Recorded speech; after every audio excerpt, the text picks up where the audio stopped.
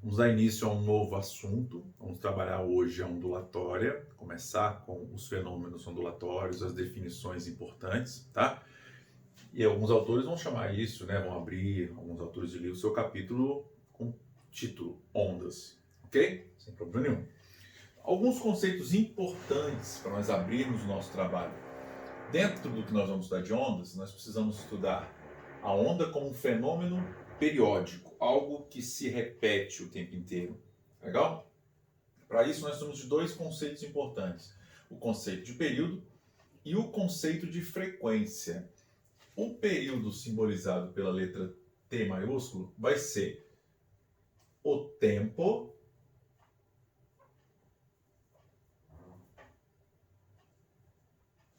certo? Para uma repetição.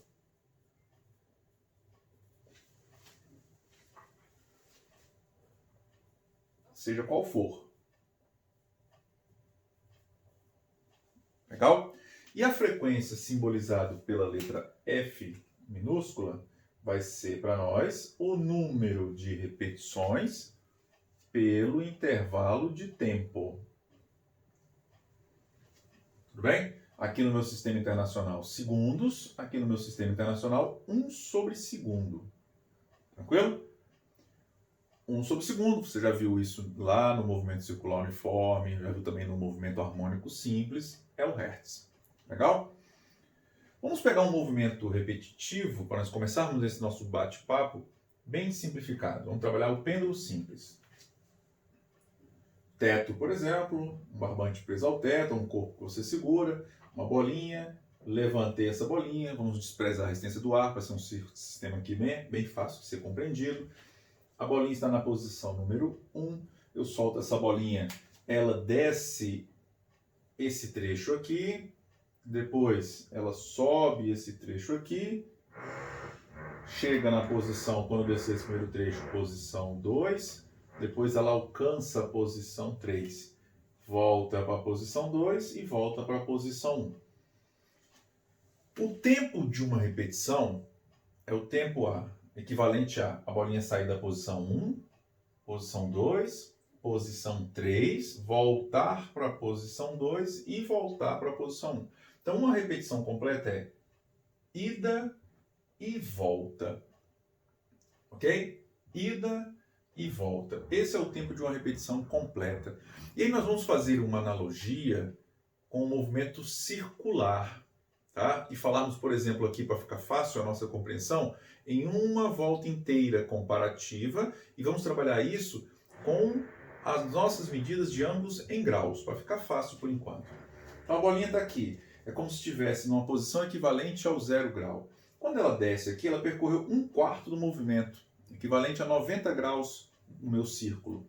Chegou do outro lado, meia volta, 180. Está voltando 270, fechou 360. Para que a nossa relação matemática fique mais simplificada. Então, o tempo de ida e volta é o tempo de um período, equivalente ao que nós chamamos de um período. Só do 1 para o 3 ida, meio período, meia oscilação, meia repetição. E eu quero pensar que ele vai e volta várias e várias vezes.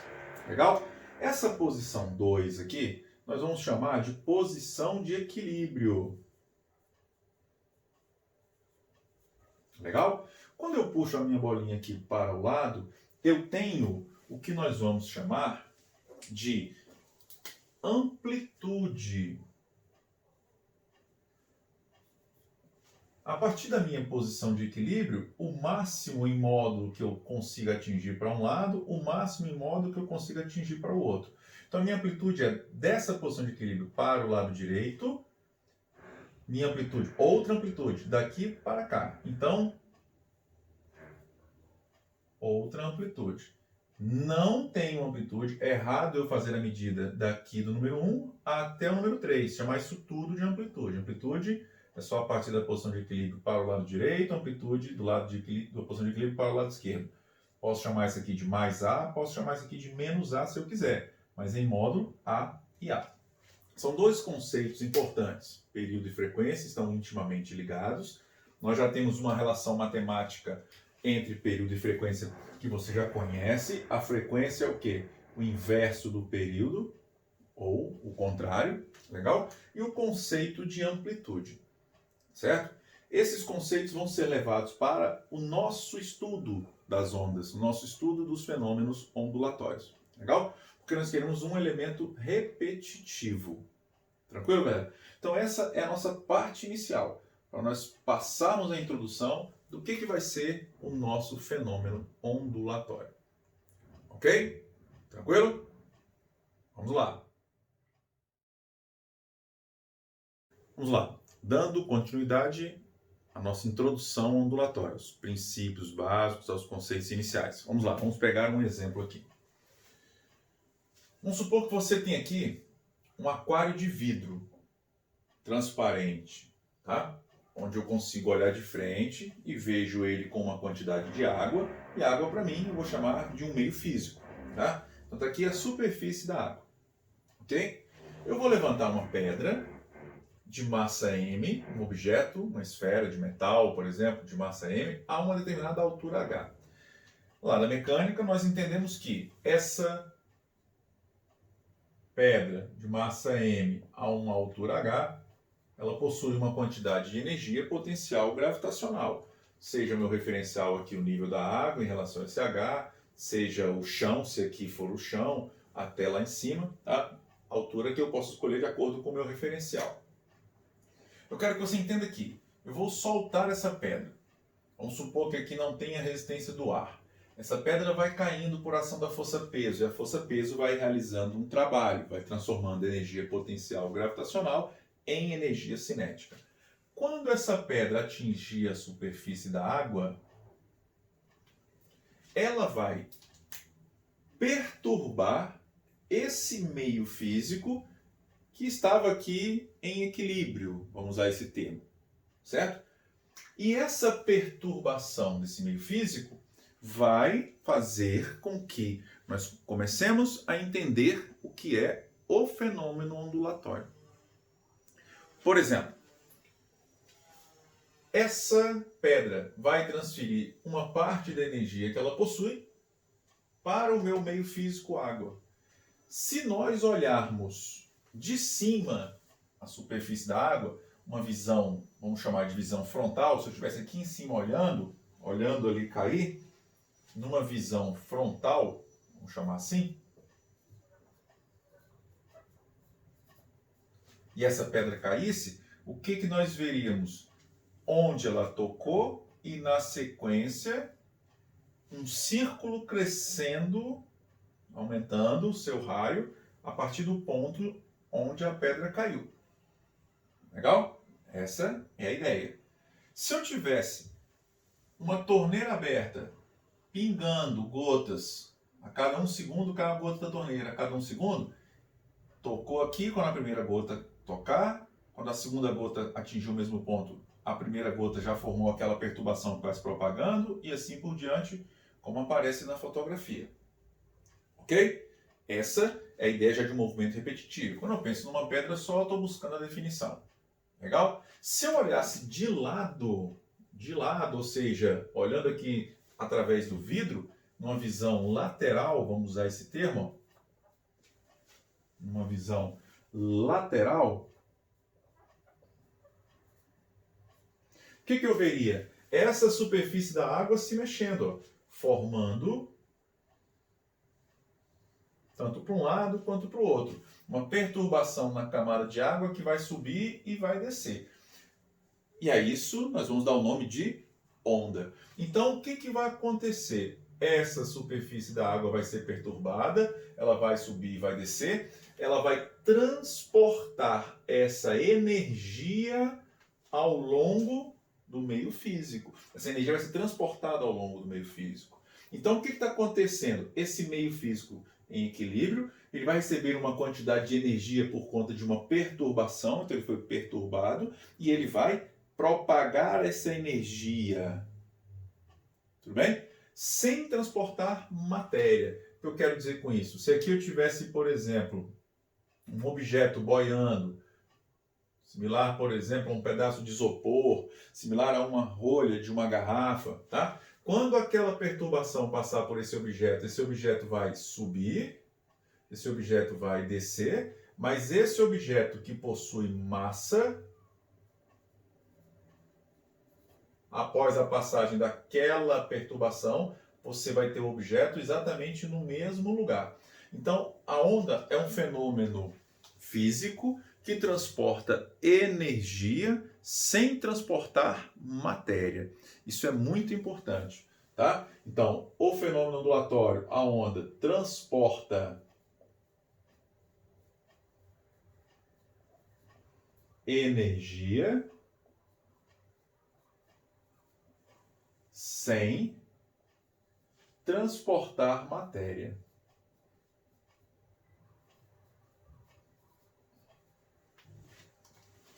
Então isso é muito importante. Tá? Então esse é o primeiro elemento teórico que nós precisamos associar. Um meio físico, nesse meu exemplo, esse meio físico está aqui, porque depois eu vou ter ondas que vão se propagar em qualquer meio, inclusive no meio onde eu não tenha partículas, que é o vácuo. Tá? Então nesse meio físico, eu crio nele uma perturbação, que nada mais é do que uma injeção de energia no meio. E essa energia se propaga ao longo desse meio. Essa energia se propagando ao longo desse meio, nós vamos chamar de onda. Ok? Essa onda transporta energia sem transportar matéria. Eu tenho, por exemplo, dependendo de como eu olho essa onda, dependendo do meu referencial, eu tenho formatos imaginários ou visíveis que eu posso classificar a onda. Como, por exemplo, isso aqui, olhando frontalmente, essa onda seria classificada como uma onda circular. Olhando lateralmente, essa onda já pode ser classificada como uma onda pontiforme. Tudo bem?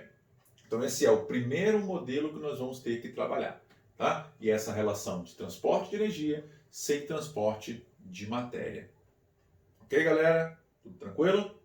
É isso aí. Vamos lá. Vamos seguir com os nossos conceitos, falando um pouco da classificação que nós podemos dar, nomenclaturas aos diversos tipos de ondas. Tá? Vamos organizar o nosso raciocínio em cima de duas ondas muito importantes para nós, que é a onda sonora e que é a onda luminosa, que nós vamos chamar carinhosamente de som e de luz. Legal? Para eu produzir o som, eu tenho que perturbar o meio. Tá? Então veja só, vamos pensar num alto-falante. Legal? Fazer um desenhozinho simplificado aqui de um alto-falante. Tá? Quando você põe um alto-falante para funcionar, ele vai utilizar alguns efeitos, né, alguns fenômenos físicos associados ao eletromagnetismo, indução, a parte de corrente elétrica gerando campo magnético, que nós vamos ver na sequência. O alto-falante ele possui, na sua parte frontal, uma membrana que vibra. E quem já viu um alto-falante funcionar, já viu aquela membrana vibrando. Qual a função daquela membrana? Pegar a camada de ar que está na frente dela, empurrar e puxar, fazer movimentação da camada de ar, criando camadas mais comprimidas e camadas mais rarefeitas, tá? Então vamos pensar que, por exemplo, isso aqui, esse alto-falante está emitindo uma nota sonora única, como se ele fosse um diapasão eletrônico, só uma única nota, por exemplo, a nota Fá ou a nota Sol, e ele está com a frequência constante. Então ele vai movimentar a camada de ar, vai injetar energia nesse meio, e essa energia vai se propagando. Como é que você escuta esse som? Qual é a sensação? Quando essa camada de ar, essas moléculas vibrando aqui nesse meu desenho, uma camada mais comprimida, uma mais rarefeita, uma mais comprimida, uma mais rarefeita, quando essas moléculas de ar vão vibrando e vão se propagando, num certo momento elas vão movimentar a camada de ar e vão passar essa energia, vão fazer chegar na sua membrana timpânica, e aí você vai reconhecer isso como som, desde que tenha a frequência adequada, o tempo adequado, né? Nós vamos caracterizar isso lá na acústica. Legal? Mas aqui nós temos um elemento repetitivo, aquela membrana vai vibrar periodicamente, criando perturbações periódicas. Legal? Essa é a ideia inicial. Mas olha só, essa onda, para que essa energia chegue até você, é preciso que exista a camada de ar. Então essa onda ela é chamada de uma onda mecânica. Legal? Então, a onda sonora é uma onda mecânica. O que é a onda mecânica? É aquela que precisa de um meio material para se propagar. Então, o som é uma onda mecânica. Uma onda numa corda, quando você balança uma corda para cima e para baixo, cria pulsos na corda, é uma onda mecânica. O que é até meio óbvio, né? Onda na corda, é necessário que exista a corda para a onda poder ser feita, ser, né, trabalhada. Legal? A onda mecânica é aquela que precisa de um meio para se propagar. O que eu posso também, como que eu posso classificar? Essas moléculas, elas vão vibrar nesse sentido e a perturbação, a energia se propaga para lá.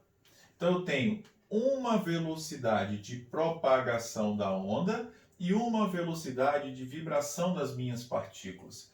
Quando a velocidade de vibração e de propagação estão na mesma direção, essa onda é chamada de onda longitudinal. Então a onda sonora no ar, ela é mecânica e longitudinal. Ok? Outra coisa, quando eu ligo esse alto-falante, o que acontece? Todas as pessoas que estão na proximidade vão escutar. Porque o meu desenho aqui tem uma caracterização. Mas quando você, por exemplo, solta, vamos supor, estoura uma bombinha, um traque, todo mundo escuta em qualquer posição que a pessoa esteja. Porque essa onda ela cresce em 3 dimensões, ela cresce em 3 dimensões, x, y e z. Então a nossa onda sonora ela é tridimensional.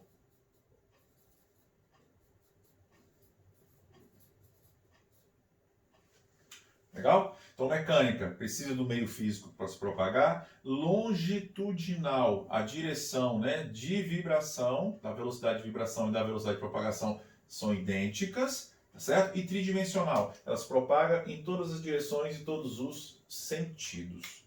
Legal? Essa é a ideia da minha onda tridimensional. E também, a partir desse elemento tridimensional, você pode dizer que ela é uma onda esférica, que é o formato da onda. Quando você emite um som, ele cresce à sua volta como se fosse uma bola de som, para todas as direções e todos os sentidos. Legal? Essa é a ideia da minha classificação, por exemplo, para a onda sonora. Então, as classificações vão oscilar aqui, vão parecer, né? Para cada tipo de onda, vão usar esse tipo de raciocínio. Legal? Vamos pensar na luz, certo? Quando você acende uma lâmpada, por exemplo, vamos usar um elemento bem simplificado. Quando você acende uma lâmpada, vamos fazer um desenho de uma lâmpada aqui incandescente. Acende uma lâmpada minúscula, um LED. Legal? O que vai acontecer? Uma bola de luz cresce em torno dessa lâmpada. Então essa lâmpada também emite uma onda tridimensional e esférica. Então aqui eu também continuo com a minha onda tridimensional e esférica.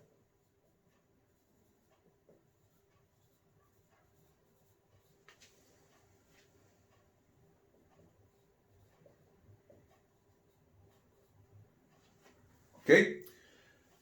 A luz, ela se propaga em qualquer meio, inclusive no vácuo. E as ondas que se propagam no vácuo já recebem outro nome, elas são chamadas de ondas eletromagnéticas. Elas não precisam de um meio físico para a sua propagação. Legal? Essa onda eletromagnética, ela vai ter uma outra classificação comparativamente com a longitudinal. Ela é uma onda transversal. Certo? Essa onda transversal é o nosso desenho ali agora. É aquela senoide, aquele aspecto de senoide que nós tanto utilizamos.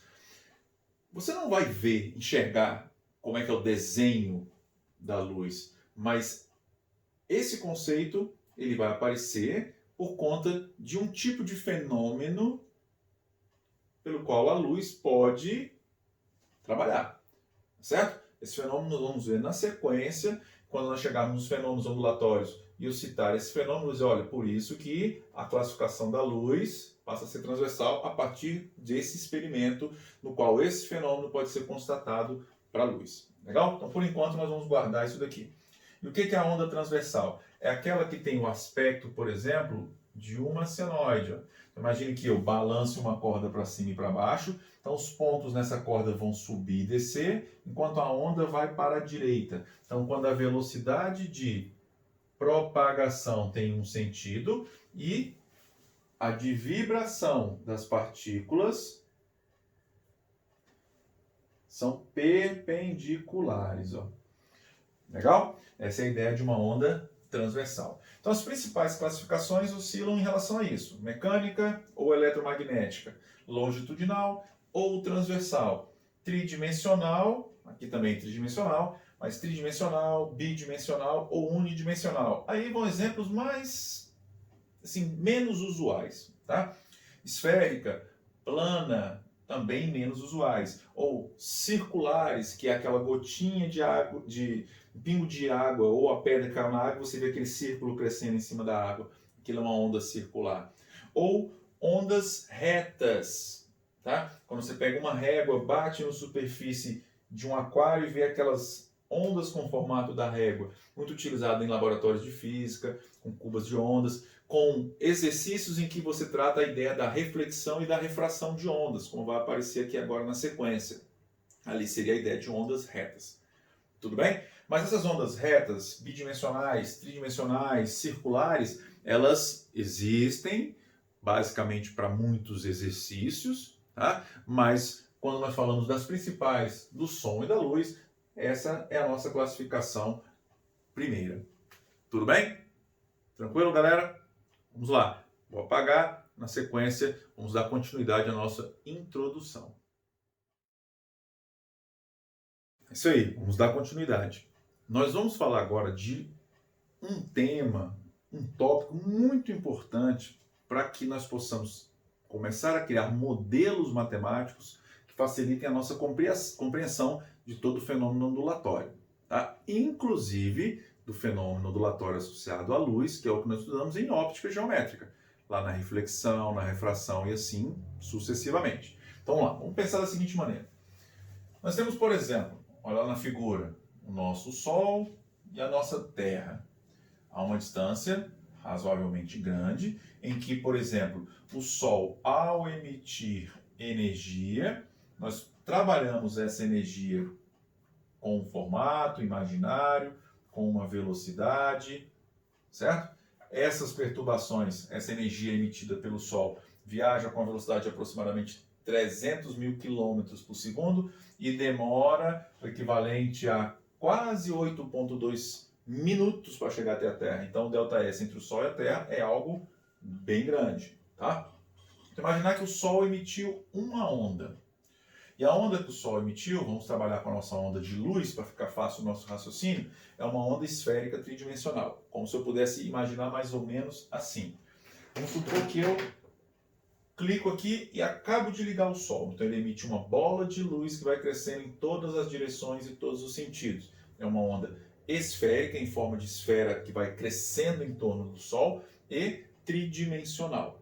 Então ela é eletromagnética, esférica, tridimensional. Tudo bem? E essa onda vai crescendo. O detalhe é, à medida que essa onda vai crescendo, essa bola vai ficando cada vez maior, ok? O raio dessa bola vai crescendo também, da nossa esfera, certo? Quando essa onda chega na Terra, depois de ter percorrido um ΔS muito grande, imagine que essa bola vai crescendo, crescendo, crescendo, ela vai perdendo muito a curvatura dela, perdendo a convexidade dela quando eu olho, por exemplo, do lado de fora. E quando essa onda chega na Terra, ela está com um raio tão grande que eu praticamente posso considerar essa onda como sendo uma onda plana, como se virasse, entre aspas, uma parede de luz que chega. Então ela perdeu tanto a convexidade, certo? Que ela vai chegar como se fosse uma onda plana. É óbvio que a bola não vai virar um cubo, tá? Mas nós podemos trabalhar isso. E aí, aqui nós entramos com um conceito matemático importante. Isso que eu desenho, que vai se aproximando, que é o formato da frente inicial de onda que a gente usa como parâmetro, é a nossa frente de onda. Então a classificação dessa onda, de acordo com a sua frente de onda, por ser uma esfera, é uma onda esférica. Legal? Quando chega aqui na Terra, eu posso considerá-la como uma onda plana. Ok? Então, a onda esférica, dependendo do referencial, passa a ser uma onda plana. Então, a onda de luz emitida pelo Sol, usando o Sol como referencial, é uma onda esférica. A onda de luz que nós recebemos na Terra, na hora que nós recebemos, adotando a Terra como referencial, pode ser classificada como uma onda plana. Tridimensional, também tridimensional. Desculpa, tridimensional, tridimensional. Tudo bem? As duas. Tá? A circular, quando vira reta, é uma onda bidimensional. Tá bom? Agora, vamos prestar atenção no seguinte. Nós podemos estudar esse deslocamento da onda, as trajetórias, onde ela bate, onde ela reflete, quando nós falamos, por exemplo, sobre a luz. E para isso é muito mais fácil nós usarmos um segmento de reta para nos auxiliar. E chamar esse segmento de reta de raio de onda. Mas o raio de onda, ele é classificado, ele é definido da seguinte forma. O raio de onda, ele nos mostra a orientação da nossa onda, de acordo com o que nós queremos matematicamente estudar. E onde um raio de onda toca a frente de onda, ele obrigatoriamente forma um ângulo de 90 graus. Então, se eu quiser desenhar um outro raio de onda, aqui com 90 graus. Ó. Se eu quiser desenhar um outro raio de onda, aqui com 90 graus. Ó. E aí eu não sei se você já está visualizando, está relembrando. Se eu pegar esses raios agora representando a minha trajetória da luz saindo do Sol, eu percebo aqui aquilo que nós chamamos de feixe divergente da luz. Então, detalhe. Esses raios, eles são elementos matemáticos que nós vamos utilizar para organizar a nossa vida.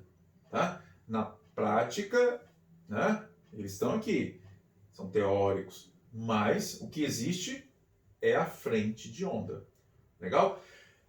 Quando essa minha onda deixa de ser esférica e já pode ser considerada plana, se eu for desenhar aqui ó, os raios de onda na minha onda plana formando 90 graus, ó, esses meus raios de onda, no caso raio de luz, deixam de ser formadores do feixe divergente e passam a ser formadores do feixe cilíndrico paralelo. Ok? Por isso que nós falamos que os raios de luz, quando chegam na Terra, provenientes do Sol a partir de uma grande distância, são raios paralelos. Ok? Isso nós vamos usar na sequência. Ok, galera?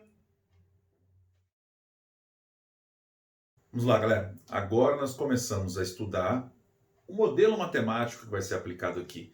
Elementos que nós vamos dar nomes, a equação matemática que vai surgir, que vai ser utilizada daqui para frente em muitos exercícios. Legal? Então vamos imaginar a seguinte situação, um modelo bem simples. Vamos pegar uma corda esticada, pegar a corda e balançar para cima e para baixo, para cima e para baixo. Então nós vamos perturbar essa corda. Quando eu balanço a corda para cima e para baixo, eu estou gastando energia, estou fazendo uma atividade física, certo? Então eu estou jogando energia naquele meio e aquela energia vai se propagando sem transportar matéria, ok? Essa minha onda tem por característica uma nomenclatura, ela é uma onda em que a partícula da minha corda vai subir e descer, esse é o eixo de vibração, enquanto a de propagação é para lá, formando 90 graus entre a propagação e a vibração. Então essa é uma onda transversal, preciso da corda, então uma onda mecânica. Legal? Se eu estivesse aqui olhando essa onda se propagando, eu teria a noção, né, geométrica de um ponto vindo. Então essa é uma onda pontiforme e unidimensional, ok? Então vamos lá, peguei isso aqui, balancei, subi, balancei. Então para balançar, subir, minha mão tem que subir, descer. Então vamos imaginar o seguinte, ó, a minha corda estava aqui, ó, em equilíbrio. A corda esticada estava numa situação de equilíbrio. Quando eu jogo ela lá em cima e depois jogo ela lá embaixo, ela vai ter uma distância de máximo a partir da minha posição de equilíbrio e uma distância de mínimo a partir da minha posição de equilíbrio. Esse máximo para lá, esse máximo para cá é o que nós chamamos de amplitude da onda. Um cuidado muito especial. muitos exercícios vão usar como distrator uma figura, vão medir essa distância e vão identificá-la como amplitude para você julgar em certo ou errado, né? Cair nesse distrator. A amplitude não é daqui até aqui, do ponto mais alto ao ponto mais baixo, nesse nosso desenho tradicional de senoide. É do equilíbrio até a parte mais alta, do equilíbrio até a parte mais baixa, certo? Então nessa minha onda eu já tenho amplitude, amplitude, amplitude. Legal? Nós vamos fazer uma outra comparação. Vamos lá. Essa minha onda aqui subiu e desceu, subiu e desceu. Eu tenho algo repetitivo. É como se minha mão tivesse aqui, fosse lá em cima, 1/4, descesse 2/4, voltasse para baixo 3/4 e subisse de novo 4/4. Aí eu fiz uma repetição inteira. Isso é uma repetição inteira. Eu poderia aqui, de uma maneira bem simplificada, fazer uma comparação com um círculo imaginário. Do tipo, quando a minha mão está aqui, seria o equivalente ao 0. Quando eu subi, seria o equivalente ao 90. Quando eu desci a primeira parte, seria o equivalente a 180. Meia volta, meia onda. Estou voltando, 270. Cheguei na minha posição, equivalente ao 0 de novo, 360. Aí eu faço uma volta inteira. Ó. 1/4, metade, metade. 270, 270. Fechei, 360, 360. Então, eu vou fazendo essa comparação. Tá? Então, eu tenho essa minha onda aqui. Ó. Então, por exemplo, esse ponto aqui, de uma maneira simbólica, ele equivale a uma fase da onda que eu posso chamar, por exemplo, de fase A. Dessa primeira onda. Ó. Uma onda inteira vai desse ponto até esse ponto. Então, isso é uma onda inteira. 1/4, 2/4, 3/4, 4/4 do meu movimento repetitivo. Isso aqui já é outra onda. Ó. Comecei aqui, 1/4, 2/4, meia onda, 3/4, fechei. Então, enquanto isso aqui é uma onda, isso aqui é outra onda inteira. Então, esse ponto A equivale, por exemplo, ao topo da minha primeira onda. Esse ponto aqui seria o topo da minha segunda. Eu poderia, por exemplo, chamar de ponto B. Esses pontos mais altos, vamos chamar assim nesse desenho tradicional, são as chamadas cristas, certo? E os pontos mais baixos são chamados de vale ou depressão. Legal? Então, o que é uma onda inteira? Seria eu fazer o equivalente ao 0 da primeira onda até o 360 dela. Fechei a onda inteira, uma volta, um ciclo completo. Então, essa distância daqui até aqui, isso é a distância equivalente a uma onda inteira. A partir de agora, uma onda inteira, nós utilizamos a letra grega lambda. Então, o que é o lambda? O que ele significa? O comprimento de onda.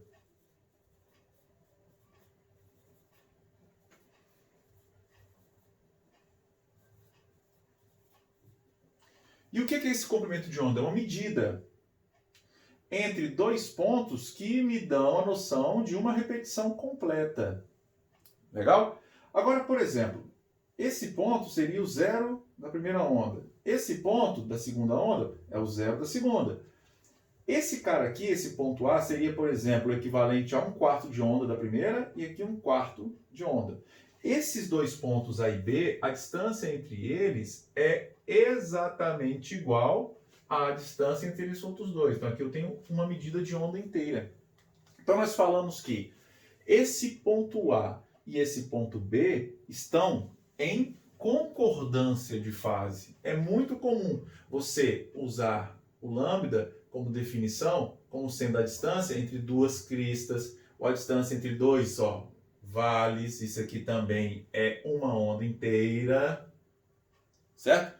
Então, o lambda é a distância entre duas cristas, entre dois vales. O lambda é a medida da distância, certo? Entre dois pontos em mesma fase. Ó. Esse A é a crista de uma, a crista do outro. É como se fosse 1/4 da primeira onda aqui, 1/4 da segunda onda. Tá? Depois nós vamos associar isso a ângulos, tá bom? Mas aqui, por definição, a distância entre dois pontos em concordância de fase. E aí, por exemplo, se eu pegar esse ponto B aqui e um ponto C aqui embaixo, ó, eu tenho uma crista e um vale. Essa distância entre dois pontos que estão em discordância de fase, essa distância aqui é meia onda lambda sobre 2. Ok? Isso é muito importante. Então, nós temos os parâmetros amplitudes, comprimento de ondas, cristas, vales ou depressões. Tá certo? E quando você começar a pontuar, lá na frente nós vamos começar a chamar pontos associados ao que nós vamos denominar fases de onda. Legal? Agora vamos para cá. Vamos lá. Peguei uma corda esticada. Imagina a corda esticada e eu balanço essa corda e crio a primeira perturbação completa nela. Eu criei a primeira onda. Criei a primeira onda inteira. Um lambda. Crista, vale e uma onda inteira. E eu continuo balançando, balançando. Essa minha onda de cor preta, o que vai acontecer? Ela vai se propagar para a direita. Então a onda vai ter uma velocidade para a direita. Então veja que a velocidade é da onda, não da corda. Tá? A velocidade de vibração seria aqui, a de propagação para lá. Ok? Daqui a pouco essa onda pretinha vai para frente. Aí eu quero que você entenda o seguinte. Quando essa onda número 1 chegar aqui, uma outra onda vai ocupar o lugar dela. Eu continuei fazendo ondas. Vamos fazer colorido. Quando a onda que era pretinha aqui ocupa esse lugar, uma outra inteira ocupou o lugar dela. Quando essa onda pretinha chegar aqui,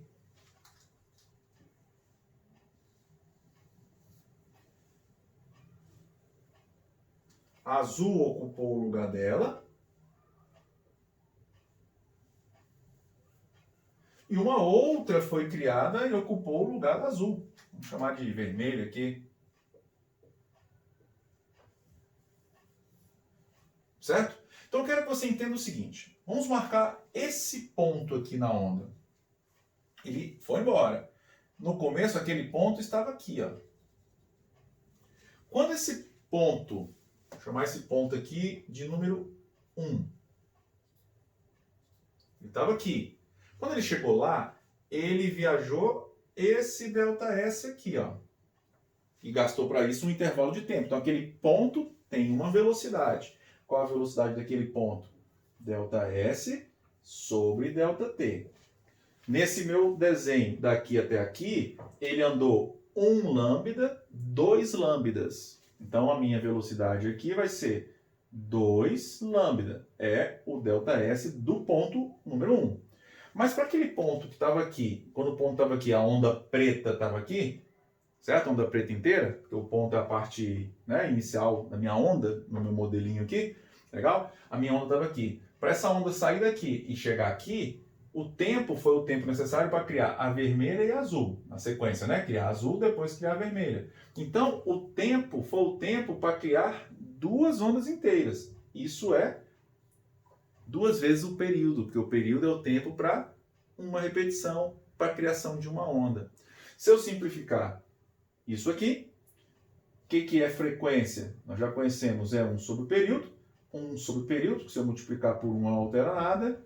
1 sobre o período é frequência. Então nós temos agora uma relação matemática, que nós vamos usar muito a partir de agora, que é a equação para calcularmos a velocidade da onda em função do seu comprimento e da sua frequência. Muito batida, V igual a lambda F. E com isso aqui nós vamos... Ok, galera, vamos lá. Mais uma aplicação, mais algumas relações sobre a ondulatória. Agora, compreensão de 2 fenômenos. Mas 2 fenômenos que nós já estamos mais habituados a trabalhar, porque nós desenvolvemos muito esse conceito na parte de óptica geométrica. Legal? Primeiro fenômeno, fenômeno da reflexão. Vamos imaginar que eu estou olhando um recipiente, estilo um aquário, uma cuba de ondas. Fica até mais fácil para você, como se fosse uma forminha de bolo retangular, você olhando de cima com água. Aí você pega uma régua, bate, formando frentes de onda, ok? Essas frentes de onda vão bater na lateral de uma piscina, por exemplo, e vão sofrer reflexão.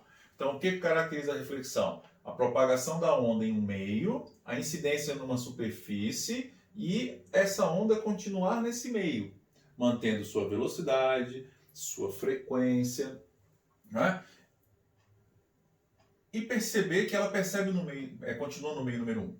Então essa aqui é o que nós vamos chamar de frente de onda, que vai caracterizar, inclusive, me dar a noção de uma onda reta.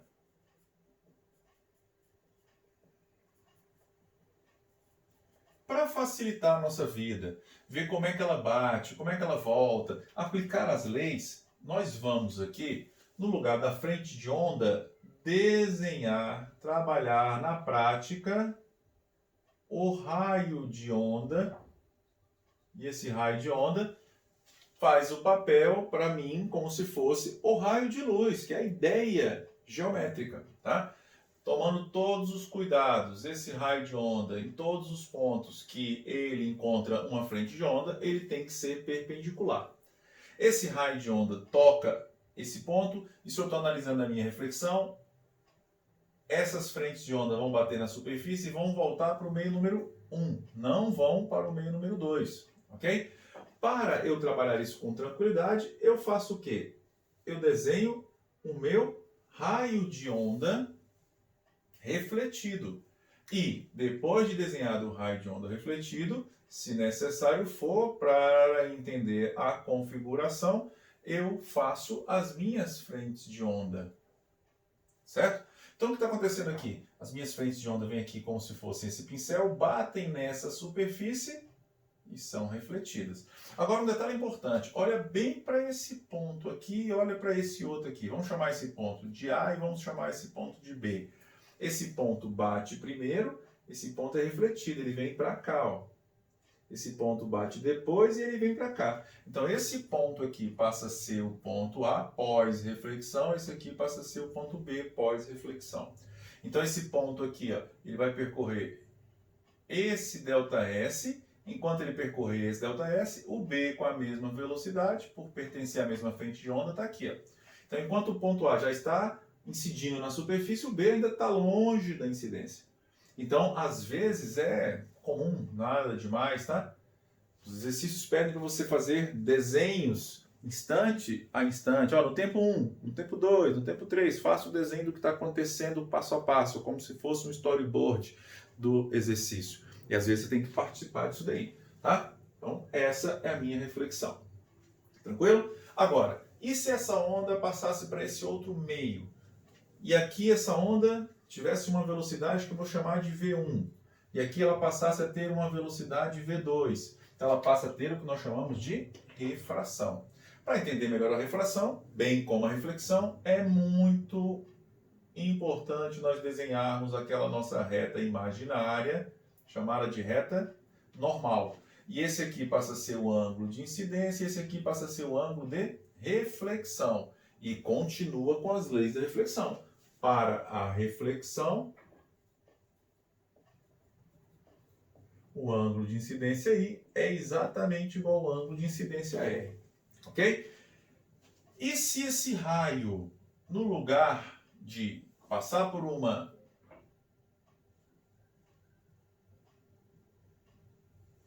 reflexão, passe por uma refração, ultrapasse a superfície de separação e altere sua velocidade do meio 1 para o meio 2.